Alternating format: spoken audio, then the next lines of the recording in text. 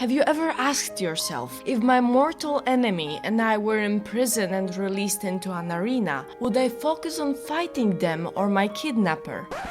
I sincerely hope you haven't asked yourself that, but nevertheless, if you are invested, in today's episode we will find out what citizens of Kenshi would do. As promised previously, my goal was to take down a slave master and recruit Bo. Since some of the samurais are formidable opponents, I decided it's best to toughen up my non-organic companions, and at first I attempted to utilize the local fauna, but it quickly turned out to be futile. So you know what it means, we are back in Skinner's realm. The process was just as tedious as I remembered, and at one point I lost patience with leveling Agnew since he was being punched in the head quite a bit and couldn't get the playing dead XP bonus. You can also see what starving bandits think of my team at this point. With acceptable stats, we returned to the outpost and spent the next 6 in-game days on gearing up, and then it was finally time to drag a noble out of their home in eye socket. Some divine intervention spawned a bunch of grass pirates who successfully busied the turret guards,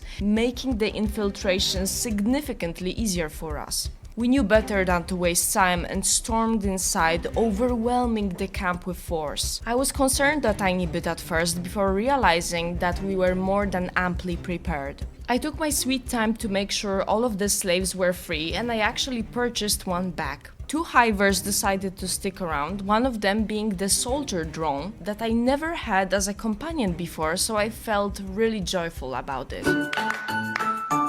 I brought them back, fed and clothed them, and put the slave master behind bars where he belongs. After that, his camp fell to ruin. It was time to get Bo, who was very excited to join my company. With her and my Garo, we headed for nearest lost armories in hopes to get some fine quality weapons. Unfortunately, Bo didn't manage to last long, as the 3 of my teammates were swarmed by security spiders and knocked out. Eventually, Zesty took control over the situation and carried Bo away from the underwhelming location that offered nothing of particular interest except for a Mark III fragment axe. Shortly after that, I got jumped by some dudes called Crab Raiders and Skeleton Bandits who proclaimed being 1 million years old and such. It was pure chaos, but it was not futile. It turned out that both of these groups were skilled fighters, which was extremely beneficial for Zesty, and a few times I even managed to get him playing dead XP buff. As if that wasn't enough for my poor boy, the second round of security spiders was just around the corner.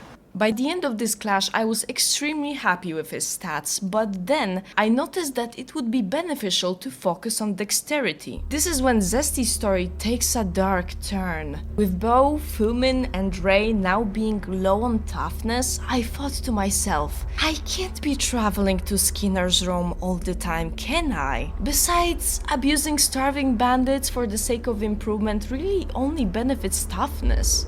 What if No, that's wild, right? Right? But one training ground wasn't enough. Oh no. I also repurposed a few big things into living targets, which turned out to work insanely well. I was also legally advised to mention that no big things were harmed in the making of this video. With a backpack full of blunt, low-quality weapons, Zesty, Bo, Ray and later Agnew were sent to train. Prisoners stripped of their armor and armed in the iron clubs my smith made were released from their cages, at the prospect of earning their freedom. Surely they would work together, right? Wrong! Logical thinking 0, racism 1!